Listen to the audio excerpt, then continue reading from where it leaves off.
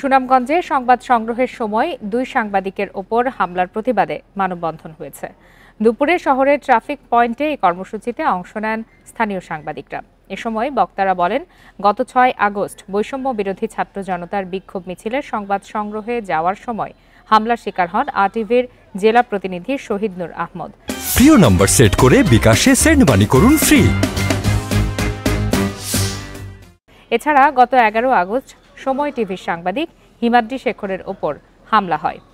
এ সময় তাদের ক্যামেরা ও মোবাইল ভাঙচুর করে হামলাকারীরা। এসব ঘটনায় জড়িতদের দ্রুত গ্রেপ্তার করে আইনের আওতায় আনার দাবি জানান সাংবাদিক নেতারা।